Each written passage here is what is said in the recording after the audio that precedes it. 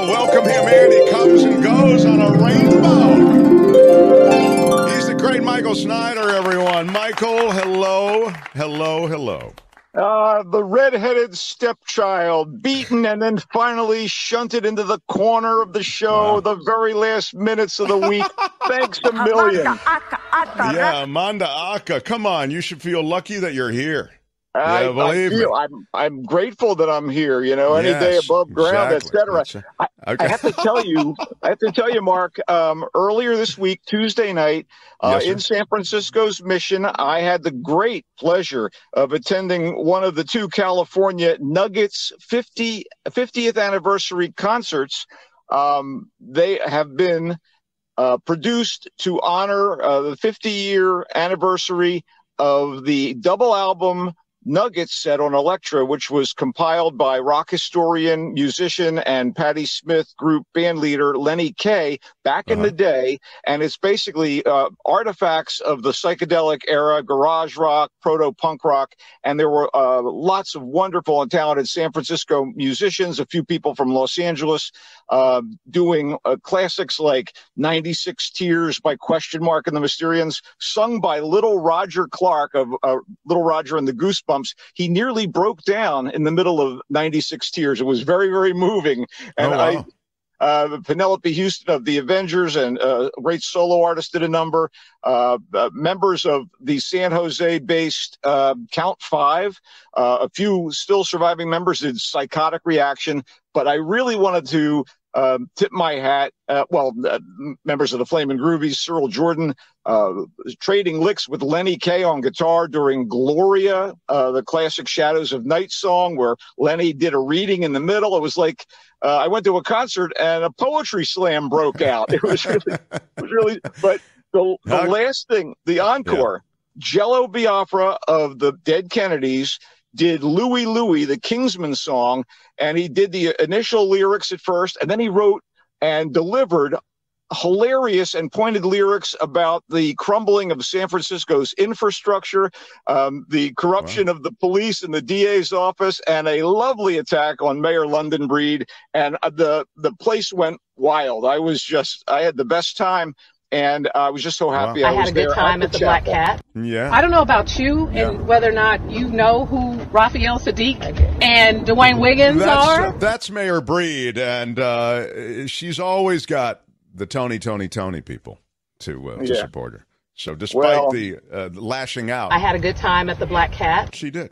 Yeah. But I'm glad you had a good time, and it sounds like it was really quite where was that again? It was at the Chapel in the Mission, maybe the best live venue in the Bay Area, in my book. Great sound. There was psychedelic lights. Lenny Kaye did annotation of every song that was performed by the various artists, and so many talented associates and friends of mine from the Bay Area got up on stage.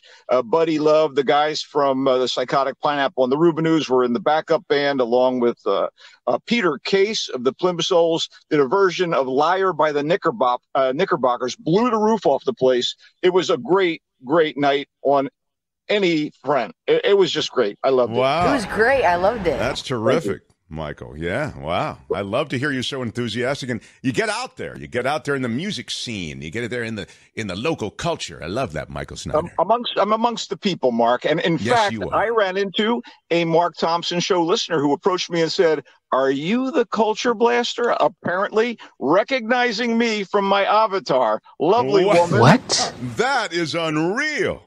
I'm no joke. Can't make this stuff up. Look at that avatar, because a lot of people don't look like their avatar. Michael does. So you can take a look and you'll see him out there at these various venues taking in culture. He is the Culture Blaster. And so it's good that your avatar actually reflects the way you look. Bravo. Well, unless I don't want to be attacked by irate listeners in public, but okay, bring it on. It's okay. Yeah, what do you have for us today in the way of movie reviews? All right. This is one I know that Kim's interested in. The Little Mermaid, debuting in movie theaters this weekend, is the latest live-action remake of a beloved Disney animated feature. In what she wants to become, she's a fish, but she wants to become a person. Isn't that what basically? Leave the synopsis to me, Mark. Anyway, It's the beloved Disney animated feature. You do not know what you are talking about. It's true. I do not know what I'm talking about. A never-ending series of them that has seemingly accelerated in number of late. I mean, we just had this middling, totally unnecessary live-action Peter Pan and Wendy on Disney Plus a few weeks ago. At the end of last year, we had this clumsy live-action with CGI remake of Pinocchio. Not the Guillermo del Toro Pinocchio, which was exhilarating and award-worthy. So redos of classics don't necessarily have to be pointless retread cash grabs, bringing us to the, quote, new, end quote, version of The Little Mermaid. I'm not saying that there's something fishy about it. I mean, Disney is yet again taking advantage of an intellectual property, which in the case of the studio's 1989 version of Hans Christian Andersen's fairy tale about a mermaid in a star-crossed do we not have the mermaid art? Excuse me for a second. Kim, do we not have the mermaid art? I thought we had it. No? Can't get it up there too hard right now?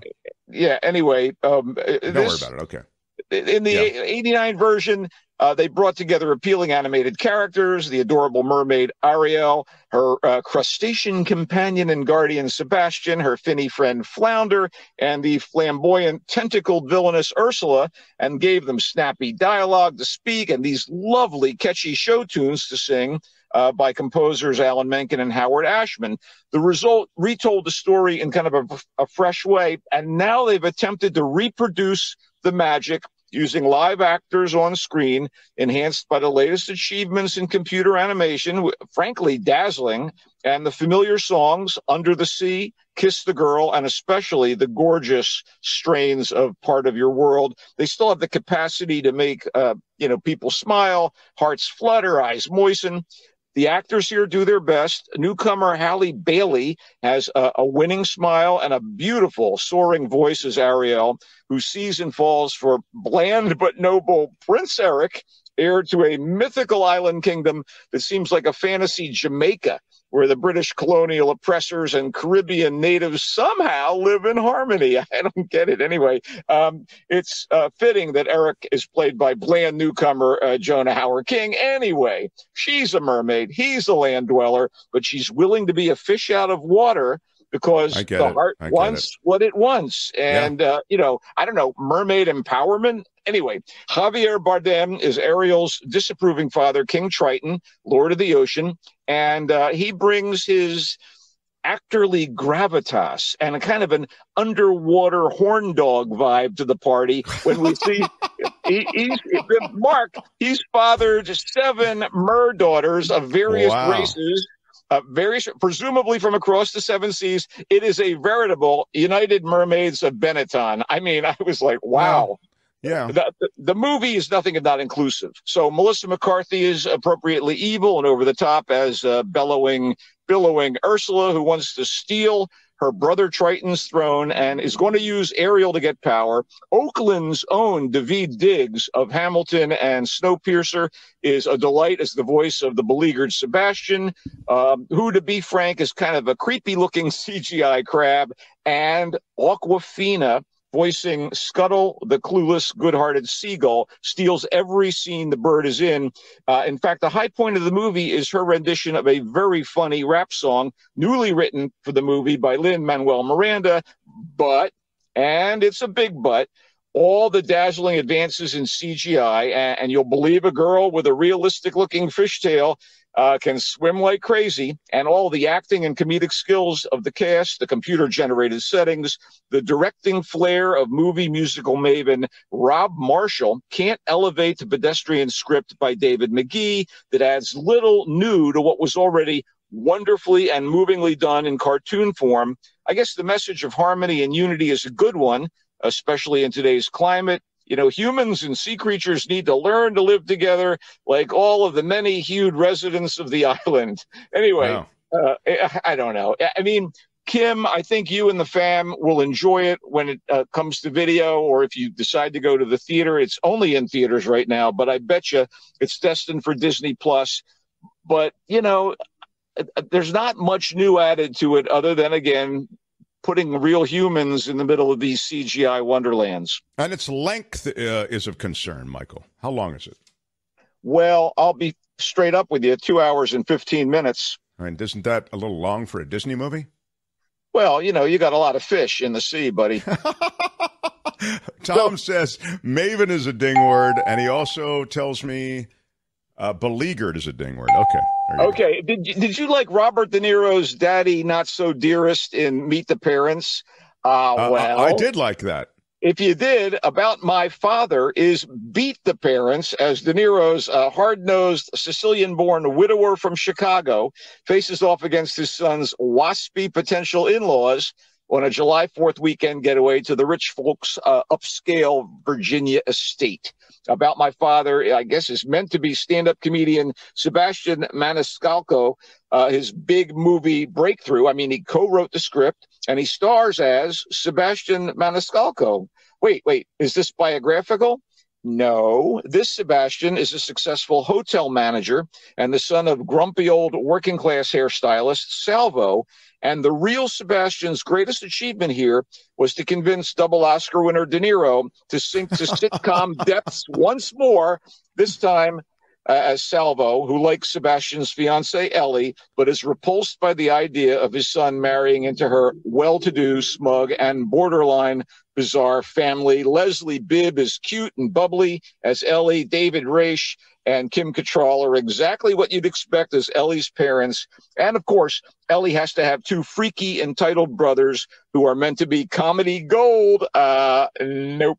Anyway, Sebastian is likable and handles his part as well as can be expected, considering the tired culture clash and class war jokes, generally lowbrow humor, and the homilies about the importance of family. And then there's De Niro, slumming for a paycheck, but, as he might say, Bobby gotta eat. Bobby gotta eat. About My Father is about 90 minutes long, and make that too long, it's in theaters. Wow, he does not like it, Kim. He really doesn't like About My Father. Man. I don't know. Go ahead. I don't know. Yeah. Well, we want to close out the movie section. It's never a great thing when the summation of a movie review is not terrible, considering the plot elements that parallel Guy Ritchie's recent, inspired by actual events, action drama, The Covenant, Kandahar, the tale of a CIA agent and his Afghan interpreter trying to get to safety in a Middle Eastern war zone, is kind of a misfire. It's another meh addition to the filmography of second-tier action hero Gerard Butler, whose wry grin and concerned scowl are trotted out once again, when necessary, as Tom Harris, a spy who undermined Iran's nuclear program. So Harris, an MI6 agent on loan to the CIA, is accompanied by his good guy Muslim translator, and they're on the run from a variety of enemies trying to capture the agent and deliver him to the Iranian military types who want his head. The interpreter, seeking justice for his son, who was killed by an Afghan warlord, would be collateral damage if captured along with the not-so-undercover operative. As Butler's latest formula actioner, Kandahar, pales next to this year's previous one. This boy is cranking them out. Plane, I loved Plane, a preposterous good time, pitting Butler's resourceful pilot character against an island full of terrorists after a lightning storm forces an emergency landing. Kandahar, somewhat directed by Rick Roman Wall, is pedestrian. Firefights, desert chases, explosions, and all that aside, especially by comparison to Plane, and certainly when compared to Ritchie's The Covenant, both of which I recommend over this shrug-worthy effort. Kandahar is in theaters. Wow, doesn't really like Kandahar. I wish I had. We can take a fourth as your big finish. Well, you know what? Let's briefly talk about a streaming show that started a few weeks back that I absolutely am addicted to and caught up in. It's called Silo, and it's on Apple TV, and it's a sci-fi dystopian situation about a sector of humanity that are living below ground in a silo, the silo of the title, which is about, 150 stories in size, going down into the depths of the Earth's crust, I suppose. No one's allowed to go outdoors. They've been stuck in the silo for over 100 years, and they're told, all the people that live there are told that it's deadly outside the silo. And in fact, if you ask to go out of the silo, you're breaking the law, and they kick you out to fend for yourself. Rebecca Ferguson is in the cast. David Oyelowo is in the cast. Believe it or not, Rashida Jones, you know her from The Office, is in the cast. And this is a serious and well-made science fiction series on Apple Plus TV, and I do recommend it. Silo, caught up. Wow. It's episode 5. I'm excited. I want to check that out. I mean, I don't like that feel-good stuff, the Ted Lasso Apple TV stuff. Come on. Give me a grim dystopian story out of science fiction. And I guess I have it in Silo. He likes it. He also likes, actually, he just likes Silo. It's a mediocre weekend at the movies, mediocre Memorial Day weekend. Kandahar, he feels as though Gerard Butler, I should say, he has, in this period during which he's cranked out some real winners, has not cranked out a winner with Kandahar. About My Father, the De Niro Maniscalco number. De Niro getting a paycheck. Somebody said, and it was, I thought, an appropriate comment, that De Niro is 75 years old and has a new baby and needs the money. There's ammo. I know he needs the money, but... Hey, Bobby got to eat. Bobby got to eat. He may want to just get out of the house with a new baby. He says, miss it. The Little Mermaid is the Disney magic come to the big screen. It's a remake, and Michael just feels as though it misses. Did you feel the original Little Mermaid was better, huh? I loved the original Little Mermaid, and maybe this pales by comparison. The way, Plane is a much better Butler movie than, Kandahar. There are things to enjoy in this. Like Awkwafina is very, very funny, but it all seems a little flat. We've been here before. This is such a familiar story. If you can't bring something really new and exciting, other than a talented newcomer like Halle Bailey, why bother? Yeah. And so it goes. Let's go over to Apple TV and look at Silo for a while. Michael, we love it. We wish you and thank you for the rock and roll, the music, the pastiche of the music scene that you started with. It was very cool. And congratulations on being recognized. This is like ABBA. You're thanking me for the music. Yeah, I am thanking you for the music, Michael. You can find Michael in the Marina Times. Check him out there. You can find him here on Fridays. If you have any other questions for the witness, I'll detain him. Otherwise, I am going to excuse him. Kim, are we done with Michael? Thank you for the Little Mermaid review. I appreciate that. I'm going to have to watch it anyway. By all means, Kim. I don't think it's a waste of time particularly. It just, like I said, the other one is the live action thing. It has been this Disney branding fallback that they've been doing over and over again. The paucity of creativity in Hollywood is never to be underestimated. Paucity is definitely a ding word, and Tom says pastiche is a ding word. So there you go. You go out on a couple of dings. You come and go, rainbow.